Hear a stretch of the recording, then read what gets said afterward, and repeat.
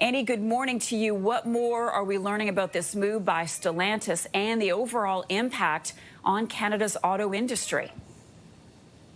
Good morning, Marcia. Well, there's a lot of uncertainty right now, and there's a lot of stress for anybody who is involved in the auto sector today, whether that's the workers at the Brampton plant, the suppliers, or any of the unionized workers. And that's because it's really unclear exactly what is going to end up happening to this Brampton plant. I was just talking to an auto sector expert who said, this could affect at minimum about 12,000 people directly, whether that's the employees of this Brampton plant, which has been paused since about 2024. They haven't been working, but they have still been getting paid some salary. But then there's also more people indirectly who could be affected. So the number seems to be around 12,000 minimum will be directly impacted, and potentially as many as 20,000 or more, someone told me in total, could be impacted directly as well as indirectly. Now, there's a lot of uncertainty here. Stellantis, as you pointed out, is moving the plant, the facility for this Jeep Compass. They're moving that work down to the U.S. This is part of a major $13 billion investment to grow domestic manufacturing. The question here is, well, what will happen with the Brampton plant? The Stellantis company says, look, we do have some plans with Brampton, but we're not going to release any details.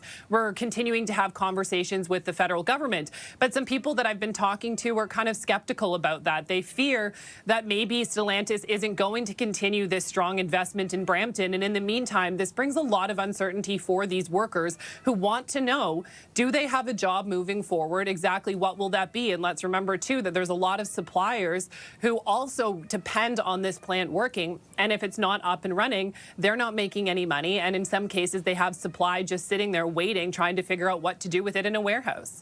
So we mentioned in the lead up to you that Premier Ford has expressed extreme disappointment.